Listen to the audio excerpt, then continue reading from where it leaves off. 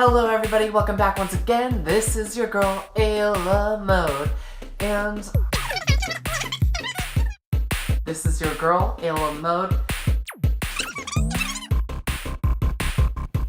Hey everybody, welcome back to a very familiar setting. Once again, it is your girl, Ayla Mode.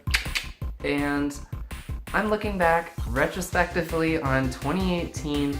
What a clusterfuck, to say the least. It is absolutely mind-blowing. Like, I was thinking for a second, it's like, how much have I actually done in this past year? And I really got thinking through it, especially, like, my sister's a blogger, and she was kind of listing some of the things that just she went through, and the shared things we went through because we're family was like, my God, I need to look further into this. I don't really have like a decent layout for this video. I've actually written in a book everything that's happened this past year and what I'm hoping to accomplish in 2018, and I honestly think I already have some things I would like to add to that. Just kind of like running through the list. This is 2018 in review. Right off the bat is my name and gender changed on all of my legal information. That already right there is huge. The amount of paperwork I had to do, the amount of wait time I had to go through, the amount of like payments, unreal. I'm glad to have that done, thankfully. Next on the list is sexual fluidity, and this might not seem like a lot, but to like really introspectively look at yourself and be like, wait a minute, like especially in my situation, I don't equate genitals to gender, so what does this really mean about who I'm attracted to? For me, it's been just kind of coming into accepting that I'm more likely queer. To be quite honest, even if I had a straight or gay relationship, everything in between is gonna feel very queer. Next up is atrophy, and that was also huge. Just going through like understanding my body in a different way. If I'm feeling nervous about something shutting down that I don't care for, how am I going to feel about SRS? Am I ready for that?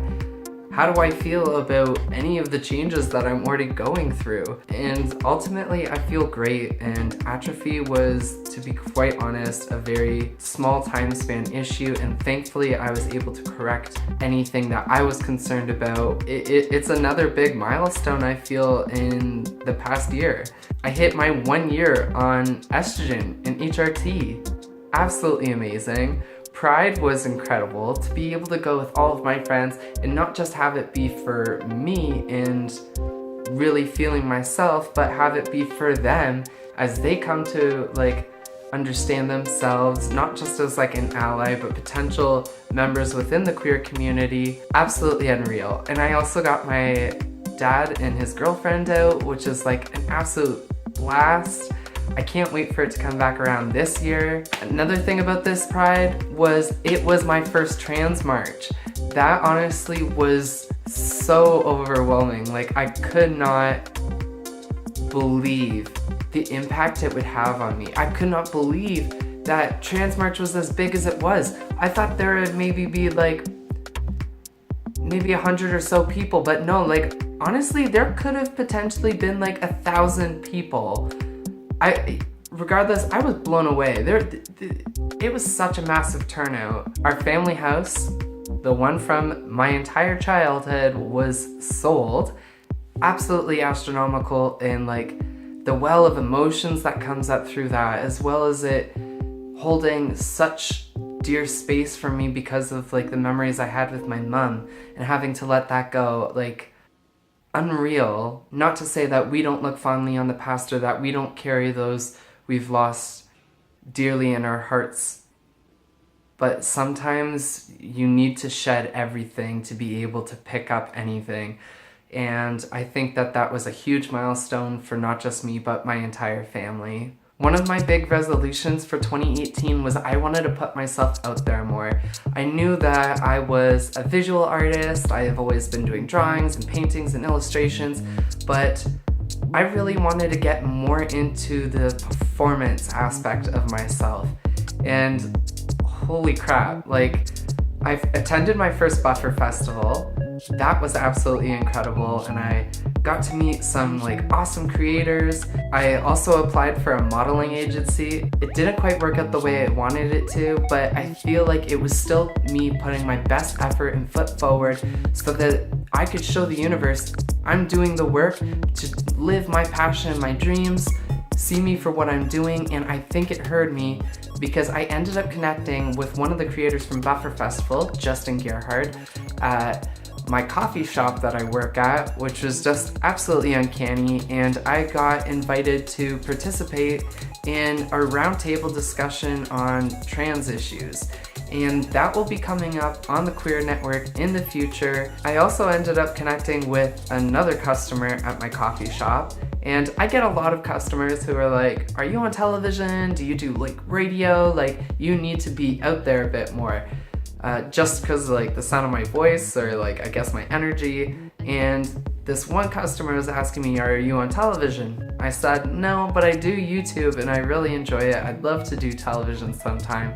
And he said, great, I'm here to give you that opportunity, and I am so excited to see where this goes. I've done a couple auditions already, and I will post more information or share more information along the way as things develop. Now, another big milestone for me this past year, which might not be a big deal for others, is that I have largely felt like an outcast in my life.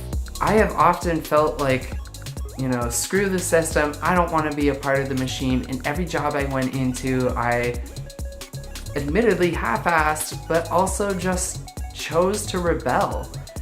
And this year is one of the first years that I've had a job that has been so celebratory about who I am. I have never worked for a company where it's like, oh, you're actually a hard worker, you deserve the promotion, you deserve the raise, you deserve the recognition. So that's been huge for me. I ended up getting awarded Partner of the Quarter. I was also promoted to become a trainer. To accomplish all of that is just for me, it's unreal. For me, I cannot believe that I have worked for a company that I'm actually enjoying. And it's been very difficult. I still have that angst where it's wait. I'm becoming a cog. I'm falling into the machine. This is the trap. This is what society wants me to do. Don't be a sheeple. It's been really nerving, and I've had to do, again, a lot of soul searching constantly. I'm just so excited where I'm at and to see the trajectory of where I continue heading off to. So I have a few resolutions I've put together for 2019. Whether or not these will stay final, who knows? I may add more to them, but realistically, I don't think I'll be scaling anything back. I'm a person of big dreams and ambitions, so it only helps to add on rather than settle. And right off the bat next year, I want to put myself out there. And by out there, I mean in the limelight, in the spotlight, have no fear, own that spot. I know that I belong there. Everyone else is constantly saying, why aren't you on television or something? So do it. Just do it! Make your dreams come true! For 2019, another big thing, kind of riding off of the more time for spirituality from last year, is I want to practice more magic. Practice more magic and share more magic. I'm certain that I will probably be making a few videos, at least one or two, going into some of the spiritual aspects of my life. But whether or not they're sit-down talk videos like this, or maybe they might be more theatrical performance type stuff, who knows? And riding off the coattails of that, I want to create more performance art.